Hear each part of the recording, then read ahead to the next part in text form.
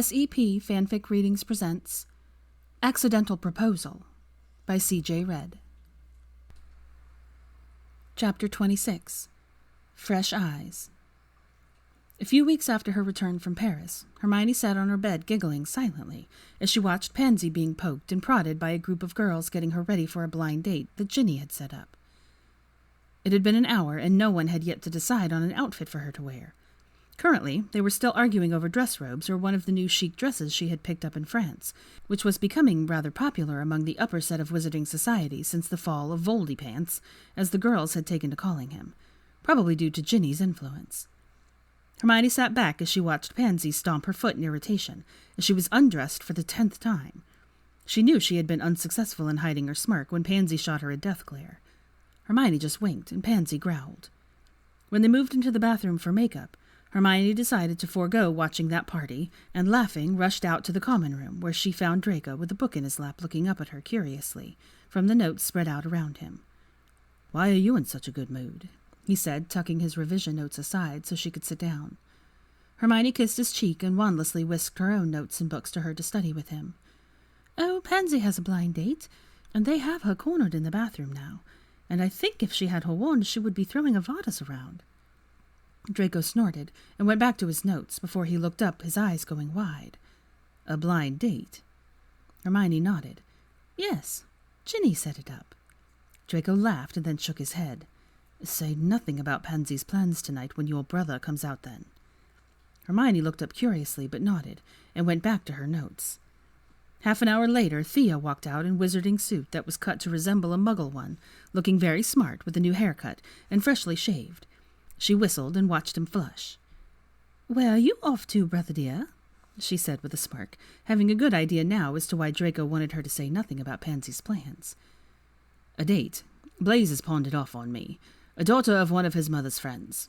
He cleared his throat and looked down at himself. "Will I do?" Hermione looked up and went over to brush imaginary lint off his shoulders and kissed his cheek before she hugged him. "You look fab. Have fun." Theo nodded and straightened his back, checking his pocket watch. "Right. My portkey leaves in 15 minutes. I expect to be back by 10. Hermione nodded, biting her lip so as not to smile. She could see Blaise behind her brother smirking deviously. Once Theo was gone, she raised an eyebrow at the Slytherin, who shrugged and just said one word. "Ginny." Hermione rolled her eyes and sat back down, tapping her quill on her book, waiting for Pansy. 10 minutes later, the witch was rushed out looking stunning in her teal dress with beautiful silver heels, and her hair done in soft waves, her makeup absolute perfection. Ginny was snapping a beautiful soft pink cashmere cloak around the flustered woman's shoulders. "Now, your portkey leaves in 5 minutes. Dinner and drinks, and we all will be waiting for all the details when you get back at 10, Ginny said, pushing Pansy out the door. Hermione had to cover her mouth as she heard Pansy tell the lot of them off before thanking them and rushing off. When the portrait closed and Ginny turned around to look at Blaise, who nodded at her, she let out a whoop and then sank down in a chair. "Where exactly is the portkey taking them?" Draco asked, going back to his notes, looking completely uninterested. Hermione snorted at him and glared at Ginny. "That's my brother. Does she have her wand? What if she kills him because she thinks he did this?" Ginny smirked and held up Pansy's wand, while Blaise cleared his throat and held up Theo's.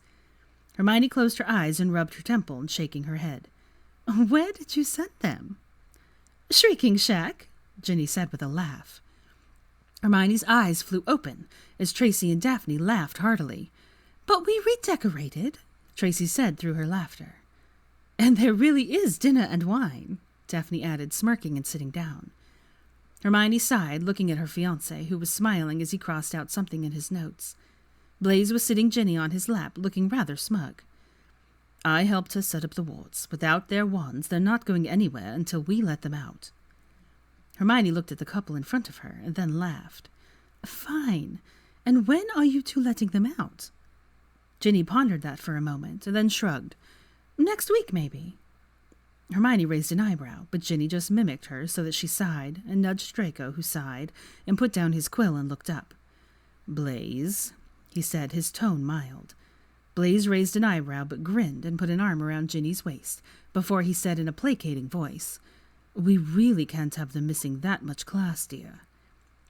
Ginny sighed dramatically and tapped her chin with her finger before she leaned back into Blaze and said in an annoyed tone, "Fine. The weekend, then. If they haven't worked this out by the weekend, I will let them out. And don't give me that look, Hermione Jean Granger, not. The food baskets refill, and they have a toilet and a shower, and separate bedrooms if they wish." Hermione let out a small sigh and nodded before she took a leaf out of Draco's book and shrugged and went back to her revision, letting it drop. Daphne and Tracy were still giggling. Ginny and Blaze, who were very much an item now, had started to whisper softly to each other. Draco leaned over and whispered in her ear softly, "Blaze is staying with Ginny tonight." Hermione shivered as she realized that they would have the dorm room to themselves, and turned into him, kissing his jaw softly. "So that's why you're not worried about what happens to my brother?" Draco smirked as he kissed down her neck and back up to her ear, nibbling on it. "Pansy won't kill him, and Theo would never harm a witch. But also, we have the dorm to ourselves." Hermione sucked in her breath as he bit harder on her ear, and then turned so that she could whisper into his sensitive ear, "Then why are we still here?" Draco sucked in a breath and vanished their books to the dorm with a wave of his wand, and grabbed her hand, dragging her to his bed, ignoring the hoots from the 3 witches left in the common room. Blaze gave him a calculating look and silenced one of the witches by deciding to follow his mate's example, picking up his witch and throwing her over his shoulder to carry her out of the common room, to hoots from the 2 witches left. Hermione rolled over lazily, bleary-eyed as morning light pierced her eyes, and she realized that someone was trying to break through the wards on her door. She frowned, knowing that it couldn't be Blaze, and it must be her brother. Quickly, she waved a wand over herself and Draco, cleaning them and clothing them, and then changed the bed-sheets under a still sleeping Draco, and cleared the room of the smell of their love-making from the previous few nights. Then she set about clearing the ward so that Theo could get in, chewing on her lip as she did. It was rather an unspoken rule that she and Draco were never caught by Theo, and this would be the first time he would have found them behind a warded door. Granted, he probably assumed it was Blaze in here, but he was about to discover differently. She cast a silencing charm around a sleeping Draco, and stepped forward to meet what she assumed would be her very angry brother. Theo stepped in, looking like he had just rolled out of bed, a few noticeable hickeys, and went bright red when he saw her standing in a pair of Draco's pajamas. "Oh, figured you'd be Blaze." Hermione raised an eyebrow and gestured at her brother. "What happened to you?" He looked down at his rumpled suit and shrugged, going a bit pale. "Well, you see..." Hermione waited, and when he seemed unable to come up with a response, she couldn't help it. She giggled. "Pansy shagged you, stupid." Theo's head snapped up, and for a moment he looked like she had stupefied him, and then his eyes narrowed. "Don't talk like that. She's not... We didn't. I wouldn't." Hermione rolled her eyes. "Oh, stop. I sure hope you did. Or I will have to listen to her bitch that you didn't. But you are my brother. I hope I hear none of it. I'm going to go snuggle with Draco while she tells the girls all the details, and then you can tell your mates all about it when I have left. Deal?" She watched Theo's mouth drop in shock, and his face go blotchy, and she couldn't help giggling again at his utter stupidity. "Oh, honestly, you think only boys talk of such things. Go shower, Theo. You reek of sex." Blaze, who was standing in the door now, threw back his head laughing, causing Theo to jump and turn around just in time to catch his wand. "Here you go, mate. Hard to hide what you were up to without spells. And she is right. You do reek of it. Cheers!" Hermione snorted and shut the curtains, crawling back into bed next to Draco, who she noticed was now awake and silently laughing. He pulled her into him and threw a leg around her. "So you told a group of gossiping witches how great I am in bed, did you?" Hermione smirked. "More like they got me pissed and got me to talk, but yes." She pinched his side at his evil smirk. "And they don't gossip except with each other. It's our rule. What we say in the room stays in the room." Draco grinned and rolled her under him, throwing up a stronger silencing charm. "I have not told Blaze or your brother a thing, little witch." Hermione flushed and kissed him gently. "Thank you." He shook his head. "I told you, I don't gossip. Now, you owe me a boon for gossiping about me, I think." Hermione's eyes went wide at him, and her breathing went a bit erratic as she felt his hardness pressed into her. "Draco, my brother is in the room." "He will be taking a shower, I think. That gives us about 10 minutes, little one." Hermione closed her eyes. "Oh, you are evil." A soft chuckle and a sharp nip at her shoulder as her clothes were vanished, and then his lips slammed down on hers was his only response. And just like that, she felt herself getting wet, and her legs tangled with his, and her hands wrapped around his neck, her back arching up to meet his chest. She climaxed 30 seconds before her brother walked back in from the showers, and just after Draco had spilled himself inside of her. He rolled her over on top of him and covered them with a sheet, rubbing her back to calm down her breathing and kissing her neck sweetly. One of his hands covering her left breast with the infinity rune as it usually did when they slept together. Her hand usually found its way to his left hip and his rune, too. "Draco?" "You might have to carry me to breakfast. I am knackered." His laughter shook her before he kissed her and snuggled her into his side. "Sleep for a bit. I will have some breakfast sent to the common room whenever you wake up." Hermione yawned and snuggled into him, falling asleep almost immediately. Word that there was a new couple in the castle had made the rounds by midweek. Pansy had only mildly hexed Ginny before she had hugged her and started crying. Hermione, thankfully, had indeed managed to miss all the gory details of how great her brother was in bed. Theo had also managed to remove the visible evidence of his weekend in the shack with Pansy by the time Hermione had seen him again that day. And he had not said a word about her being in Draco's bed, although she was careful not to press her luck for the rest of the week, just in case, much to Draco's annoyance. Pansy, in an act of goodwill, offered up the girls' dormitory to the pair with a wink, and threw a party in Ginny's room when Draco looked about ready to murder someone by the end of the week. A few weeks later found Hermione watching her brother with his new love. He was still a bit shy with Pansy, but Hermione and thankfully Pansy found it rather endearing. Pansy, for her part, was also rather cute with Theo. She was gentler with him, softer around him. He brought out a side in her that Hermione had never seen before. He complimented her, and she brought out a protective side of her brother that she had only ever seen him have with her. She decided by the 3rd week that it was indeed a good match, and as much as she was pained to admit it, it just sounded so strange. It would appear that Pansy Parkinson was to be her sister-in-law. Ginny had a right good laugh over that. "If someone would have told you that our 4th year, you would have hexed them." Hermione rolled her eyes. "I would have sent them to the hospital wing to be checked over," Hermione said in exasperation, watching her brother and Pansy talking together, looking utterly in love 2 weeks after their date. "After all, I was an only child my 4th year." Ginny snorted and then sighed. "He sent a contract to her family." Hermione nodded.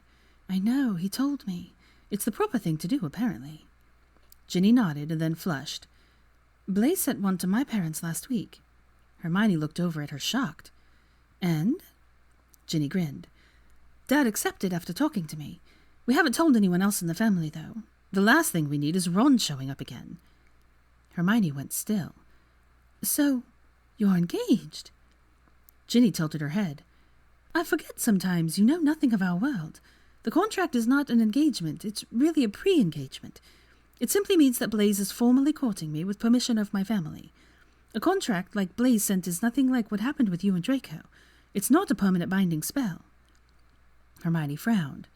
"But doesn't the contract talk about all kinds of things like your wedding and what happens after?" Ginny frowned but nodded. "Of course all of that is spelled out. If we disagree on those things, shouldn't we know now? Why court someone if you know you have dissimilar life goals?" Hermione paused for a moment, and then shrugged. "I guess I never thought of it that way." Ginny gave her a funny look and then sighed. "Muggles leave me scratching my head sometimes. You mean when you court a bloke, you don't talk about this kind of stuff up front?" Hermione shook her head. "No, of course not. I mean, that's heavy stuff. And we don't really court, we date. It's more just hanging out and having fun." Ginny frowned. "Like what we do as children?" Hermione paused and looked around the main common room, noticing the younger witches and wizards. "I suppose so, yes." Ginny laughed. "Well, when we become of age in our world, that advances to courting and is no longer allowed. That is why we have contracts, so that there are no misunderstandings." Hermione nodded thoughtfully.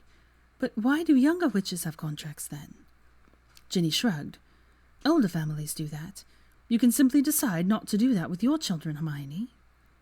Hermione sighed and leaned back, pinching her nose. "There is still so much I don't understand, Ginny." Ginny patted her on the back. Well, now you have Pansy as a sister, and you have Bop to help you along the way. Don't fret about it. Go and find your Drake. He looked miserable at dinner. Are you two arguing? Hermione shook her head, biting his lip. No, it's just he got accepted for an apprenticeship for his mastery, and it's in Egypt with a renowned potion master. Ginny sat up excitedly. That's wonderful! Then she saw Hermione's expression, which was stormy. Okay, why is that not wonderful? Hermione sighed heavily. I got accepted in a charms apprenticeship for my mastery, and it's in America. Ginny's eyes went wide. Oh, that's a rather far commute, isn't it? What about our clothing shop in Diagon Alley? We just found a building. Hermione nodded and dropped her head in her hands. It's a 2-year separation, Ginny, and I can run the books from anywhere. This is a mastery opportunity. I just can't pass that up. Ginny rubbed her friend's back and worried her lip. Can you be separated from Draco for that long? Will the spell allow it? Hermione shook her head. We don't actually know. It could be that one of us has to wait for our mastery. Ginny gasped and her hand froze on Hermione's back. Is there not a charm master in Egypt? Hermione snorted in disdain. Not one currently accepting students. Blasted damn! Ginny exclaimed softly. Hermione nodded and then stood up. I'm going to bed. Ginny watched her leave and her eyes sad. Theo walked over with Pansy holding his hands, both of them looking after Hermione with worried eyes. What's up with Hermione? She got accepted to a charms apprenticeship in America. So why does she look like someone stole her favorite book? Pansy asked, her eyes narrowed. Because Draco got accepted to a potions apprenticeship in Egypt, Ginny said, shaking her head sadly. Fuck, Theo said before apologizing to Pansy, who waved him off. That pretty much sums it up, dear, she said, glaring after her friend. She isn't sure the spell will let them separate, Ginny whispered worriedly. Pansy snorted. They are bonded with Infinity Rune. Of course it will not. Theo went rigid. I beg your... Pansy patted his arm. Soulmates. Your sister and best friend are soulmates. Concentrate on that and don't make me hex you by saying something you will regret. Ginny smirked, but then frowned. So what do we do? Pansy was tapping her foot, her eyes wide as she worked out the problem in her head. We need to find charms and potions masters in the same place. That's going to be tricky.